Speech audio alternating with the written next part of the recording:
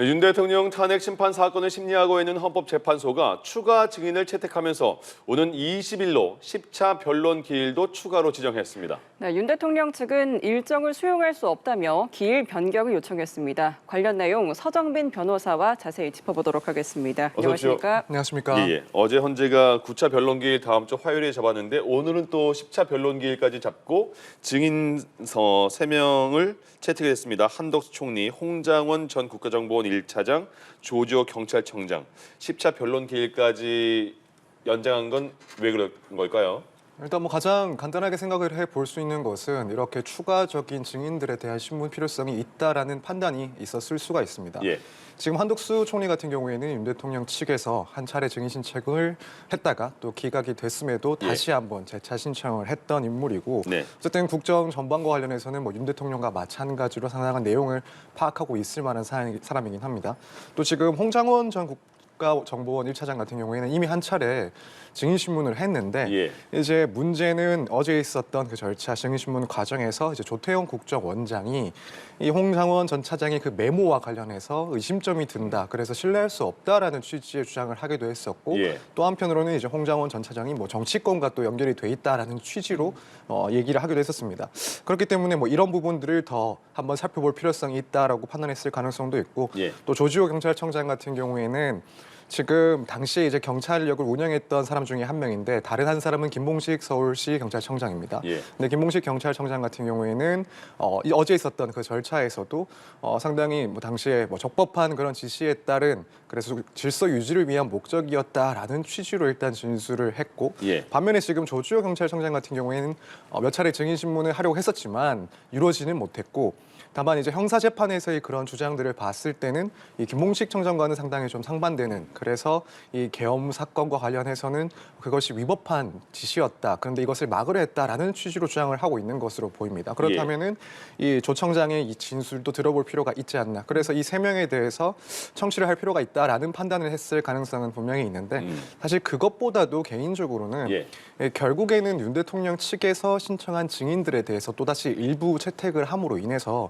이후에 이제 헌법재판소에서 어떠한 결정을 내렸을 때 거기서 이제 반박될 수 있는 그런 비판들이나 특히 이제 방어권 보호 측면에서 헌법재판소가 이를 충실하게 진행하지 않았다라는 그런 비판도 제기 가능한데 이 점을 조금 고려한 건 아닌가.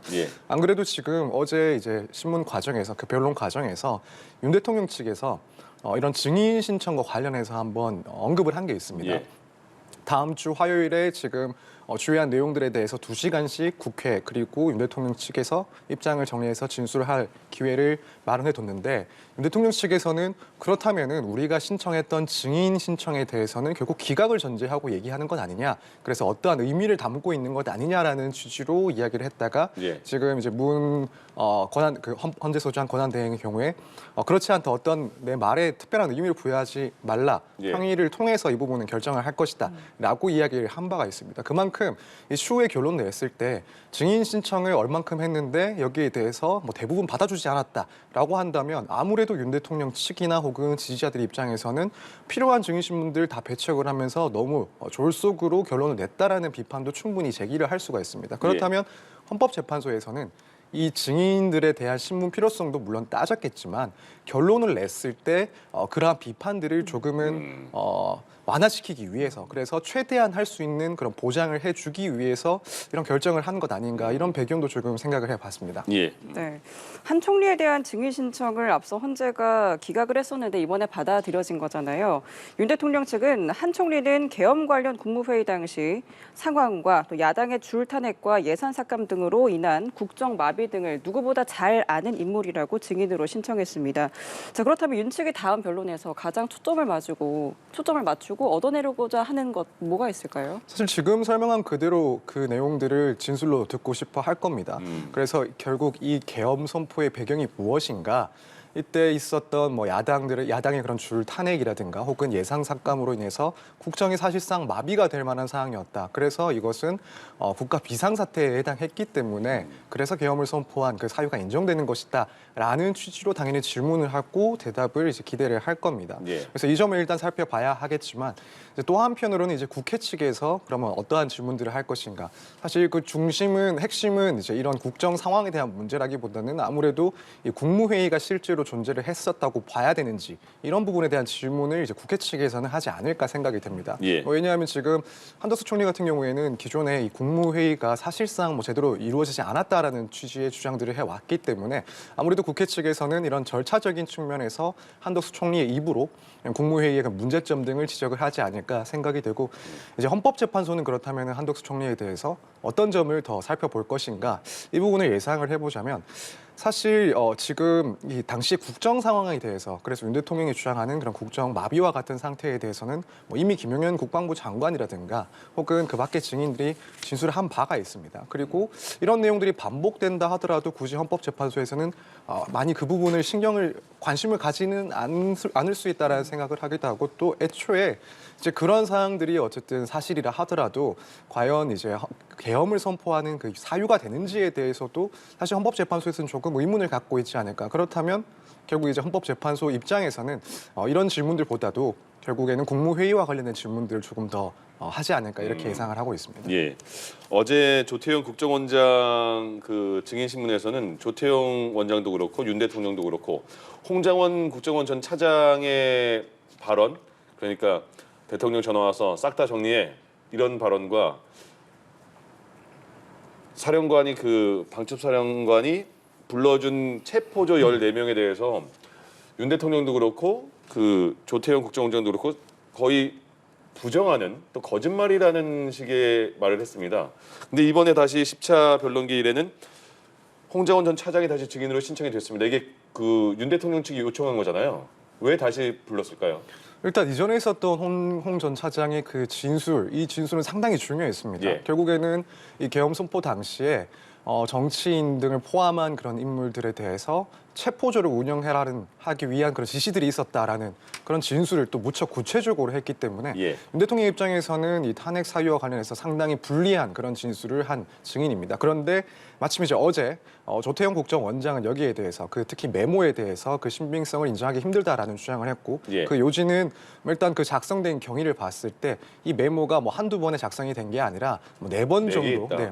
네 번 정도를 거쳐서 기존의 진술, 홍장원 차장의 그런 진술과는 다르다. 예. 또 한편으로는 이 메모를 작성했다는 시점, 그때의 CCTV를 보니까 이때 홍장원 전 차장은 외부에서 이 여인영 사령관으로부터 전화를 받으면서 메모를 했다라고 하는데 그 시점에는 집무실에 있는 것으로 확인이 됐다. 그래서 이 작성 과정 자체도 뭔가 사실과 맞지 않다. 결국 이 홍장원 전 차장의 메모 그리고 메모와 관련된 진술들은 믿을 수가 없다라는 주장을 했습니다. 예. 그러니까 이 점이 뭐 물론 그 당위나 혹은 얼마나 설득력이 있는지 여부를 떠나서 윤 대통령 입장에서는 적어도 무척 불리한 그리고 상당히 핵심적인 증언을 한 홍 전 차장의 그런 진술을 어느 정도 신빙성을 떨어뜨릴 수 있는 그런 증언이 나왔다라고 보고 예. 그렇다면은 이 부분 결국에는 메모 작성과 관련된 경위 나아가서는 지시를 받았다라는 그 진술에 대해서 신빙성을 충분히 떨어뜨릴 수 있는 증언이 나왔다. 그렇기 때문에 한 번 더 증인 신문을 해서 그 내용들을 신문을 통해서 확인을 해야 된다. 예. 이런 입장이기 때문에 당연히 다시 증인을 신청을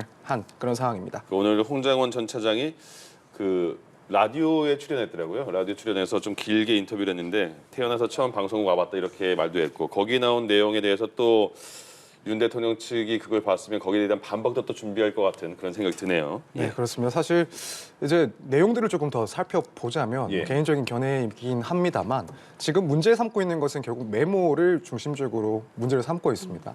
다만 이게 뭐 2번 혹은 4번에 걸쳐서 작성이 됐다 하더라도 예. 그 시점을 봤을 때는 계엄 선포 당시부터 해서 그 다음 날까지는 결국 이 4번째라는 그 메모 혹은 뭐 3번째가 될 수도 있는 그 메모가 작성이 됐습니다. 예. 그리고 이것도 뭐 다른 사람이 아니라 어쨌든 부활을 시켜서 정서를 시키고 다시 한번 재확인을 하기 위해서 작성을 했다라는 거고요. 그렇다면 이 작성된 경위가 사실 이 메모의 증거 자체를 부정할 수 있을 정도로 심각한 문제인가에 대해서는 조금 의문이 있습니다. 예. 또 한편으로는 뭐 이걸 작성한 시점에 밖에서 작성을 했느냐, 집무실에서 작성을 했느냐 이 부분이 뭐 홍장원 전 차장의 발언이 좀 틀리다 하더라도 이 메모 자체의 그런 신뢰성을 완전히 배제할 만한 수준은 아니라고 봅니다. 그리고 나아가서는 지금 우리가 메모에 무척 관심을 갖고 네네. 있지만 지금 뭐 수사 단계에서 이제 또 다른 메모들을 확보했다고 합니다. 그러니까 이제 방첩사 쪽에 있는 그런 예, 예. 관계자들로부터 체포 명단이 들어있는 그런 메모를 확보를 했다라고 하고 그렇다면은 그 메모와 지금 이 문제되는 홍장원 전 차장의 메모 그 내용들을 비교해 보면 어느 정도 일치를 했을 때 결국에는 다시 이 메모 그리고 이 메모와 관련된 홍장원 차장의 진술은 신뢰성을 여전히 유지하고 있다라고 보는 게 맞지 않을까 이렇게 생각이 됩니다. 예. 네, 그리고 다음 주 목요일 10차 변론기일로 지정된 다음 주 목요일이 윤 대통령 내란 혐의 첫 공판 준비기일이 열리는 날이기도 합니다.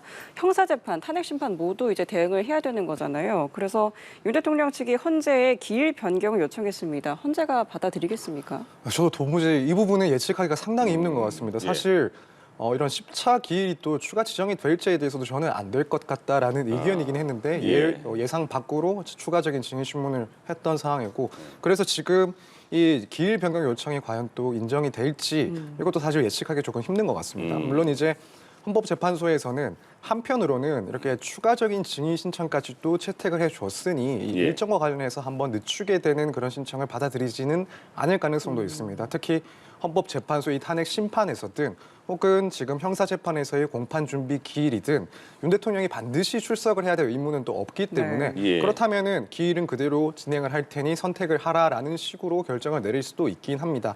다만 이제 한편으로는 이제 윤 대통령 입장에서는 이 둘 다 중요한 그런 과정들이기 때문에 출석을 할 것이고 또 여기에 들어가는 그 준비를 해야 되는 시간들이 많이 소모가 된다. 그래서 방어권 보장을 위해서 기일 변경이 필요하다라는 주장이잖아요.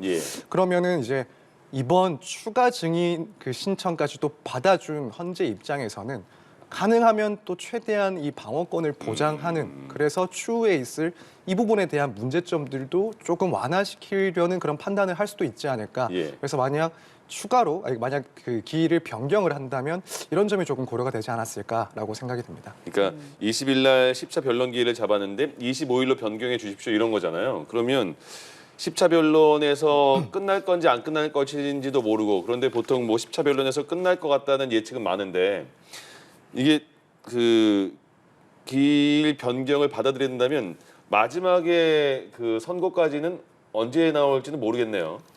그렇습니다. 일단 그래도 만약에 10차에서 일단 종결을 한다라고 한다면 이 과거의 선례들을 봤을 때 박근혜 전 대통령 탄핵 사건 그리고 노무현 전 대통령의 탄핵 사건인데 이제 결국 선고까지 걸린 시간을 봤을 때 그래도 2주 안에는 판단을 하지 않을까, 결정을 내리지 않을까라고 일단 예측은 해볼 수 있을 것 같습니다. 뭐 그렇다면은 일단 뭐 애초에 예상을 하고 있던 말이면 2월 말이라는 시간은 조금 촉박하겠지만 그래도 3월 초나 혹은 중순까지는 결론을 내리지 않을까 이렇게는 예측을 해볼 수 있는데 이제 사실 또 하나의 변수는 이제 마은혁 후보 같은 경우에 뭐 여기에 대한 헌법재판소의 결정 그리고 임명이 만약에 된다라고 한다면 중간에 만약 이 재판부로 투입이 됐을 때 이 사건을 함께 진행을 하게 되면 이 변론갱신이라는 절차를 또 한번 거치게 됩니다.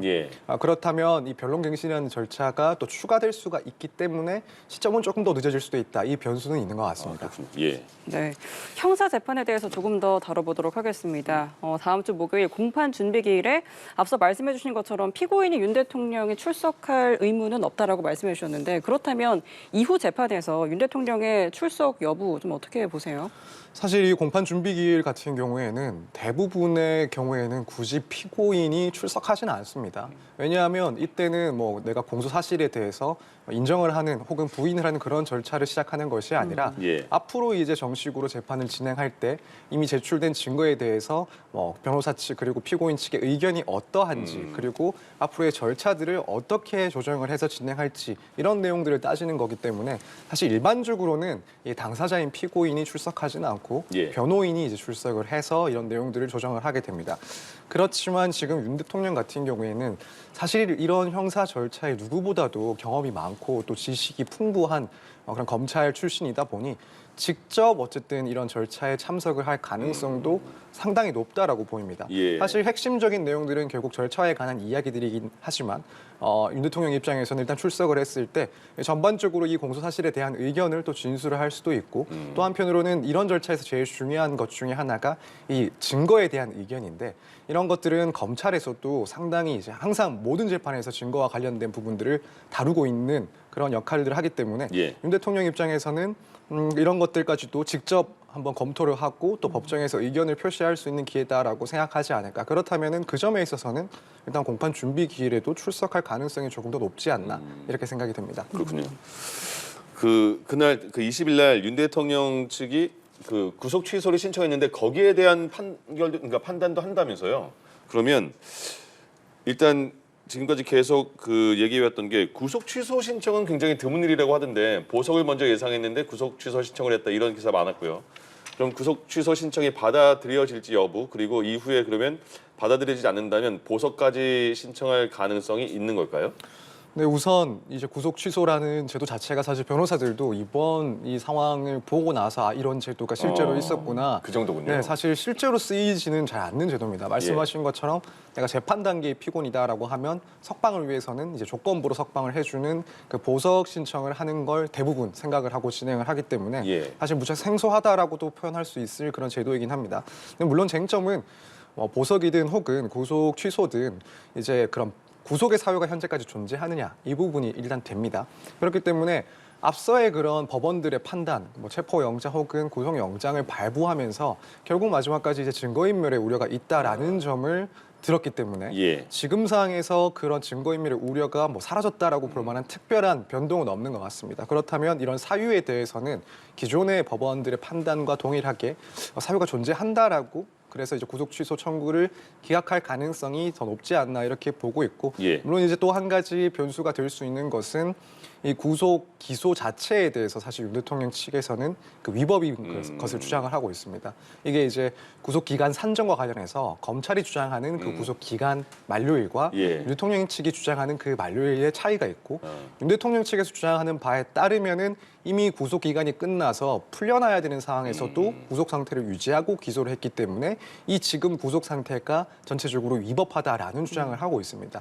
사실 그 일수를 계산을 할 때 빠져야 되는 그 기간 이것을 일자로 할지 아니면 시간으로 다 정리를 할지 여기에 대해서는 명시적인 규정은 없기 때문에 사실 해석의 여지가 조금 있는 부분이라고 생각을 합니다. 그래서 법원에서 어쨌든 고민할 수 있는 지점은 결국 이 기간 산정을 어떻게 하느냐 이 부분에 대해서는 조금 고민을 하고 또 일종의 변수가 될 수는 있지 않을까 이렇게 생각이 됩니다. 네. 자, 그리고 한편 비상계엄과 관련한 내란 혐의로 구속 기소된 노상원 전 국군정보사령관의 수첩 내용이 좀 화제가 되고 있는데요. 다수의 정치 사회계 인사 이름이 적혀 있었고 또 500여 명 수집, 수거 대상 처리 방안 이런 문구가 포함되어 있습니다. 어떻게 보셨는지가 궁금한데요. 표현이 굉장히 무시무시하던데요. 네. 네, 사실 이 수첩의 존재 그리고 일부 내용들에 대해서는 언론 등을 통해 가지고 이런 내용들이 있었다. 그래서 사전에 이런 계엄을 미리 계획을 하고 일부에서는 체포조를 운영하려 했다. 또 혹은 일부 내용에서는 북한의 그런 공작을 이용을 해서 북한에 대한 공작을 이용해서 계엄 상황을 만들려고 했다. 이런 내용들이 기재되어 있다고까지는 알고 있었는데 지금 내용을 보니 실제로 체포를 하려고 했던 인원들도 상당히 많고 여기에는 정치인뿐만 아니라 사실은 운동 쪽에 있는 운동 관계자, 차범근 감독과 같은 사실 도저히 좀 이해할 수가 없는 그런 명단까지도 포함되어 있었기 때문에 이 점이 상당히 매우 이상하기도 하고 한편으로는 전반적으로 정말 그런 지위 고하 여부를 떠나서 어떤 역할을 하는지를 떠나서 다수의 그런 마음에 뭔가 문제가 있다라고 판단하는 그런 인력들을 다 체포를 하려고 했다는 점이 무척 충격적입니다. 그리고 체포뿐만 아니라 사실 이 체포를 했을 때 처리. 이후에 그런 처리 이런 부분들도 일반인으로서는 감히 상상할 수 없는 그런 내용들이 기재가 되어 있는 그런 상황인데 이제 이것은 결국에는 관련 수사를 더 좀 펼쳐봐야 되지 않나 생각이 듭니다. 물론 지금 노상원 전 사령관 같은 경우는 기소가 된 상황이고 공소장에는 이 메모 내용 자체는 기재가 안 되어 있다라고 합니다. 이제 그 이유에 대해서 궁금해하실 분들도 계실 것 같은데 저도 개인적으로 추측을 하자면 사실 이 수첩 내용 자체에 대해서 수첩에 대해서 노상원 전 사령관은 이 수사 단계에서 그저 함구를 하고 있는 상황이었고 여기에 대해서 앞으로도 특별한 이야기를 안 할 가능성이 높다라고 보여집니다. 그렇기 때문에 이 수첩이 언제 어떻게 구체적으로 작성이 된 건지 개인적인 생각을 혹은 개인적인 계획을 적어 놓은 건지 아니면은 다른 사람의 지시가 들어가 있고 그 내용이 기재가 된 건지 이런 부분들이 사실은 드러나기가 힘든 상황이었습니다. 그렇다면 검찰 입장에서는 이런 하나하나의 내용들을 다 공소장에 굳이 담을 필요가 있을까라는 생각을 했을 수도 있고 만약에 이것들을 공소장에 그대로 적시를 한다면 향후에 이제 노상원 전 사령관이나 혹은 이제 관련 재판을 받는 사람들 입장에서 이런 부분들의 진위를 파악해야 된다라는 그런 주장도 또 가능하지 않을까 싶어서 결국 이 사건에서 중요한 것은 이 메모 내용이 뭐 누가 작성한 건지 혹은 어떤 지시가 있었는지 이 부분보다는 결국 이것도 내란의 그런 계획, 내란과 관련된 그런 계획이 있었다라는 증거 중에 하나고 실제로 이제 이 부분들 중에서 어떠한 것들이 더 다른 사람들과 검토가 되고 또 어떠한 내용들이 실제 실행 단계까지 있었는지 그 부분이 더 중요한 것 같습니다. 그래서 이 수첩 자체는 뭐 노상원 전 사령관 혹은 다른 뭐 내란 혐의를 받고 있는 사람들에 대한 주요한 증거 중에 하나는 될 수 있긴 하지만 더욱 중요한 것은 이 수첩 내용에 따라서 무언가 실행되거나 검토된 사실이 있는지 이 부분을 이제 파악하고 조사를 하는 것이 더 맞지 않나 이렇게 생각이 됩니다. 예. 네. 네, 윤 대통령 탄핵 심판과 또 앞으로 있을 형사재판 관련해서 이야기 나눠봤습니다. 서정빈 변호사와 함께 자세히 짚어봤습니다. 오늘 말씀 고맙습니다. 고맙습니다. 감사합니다.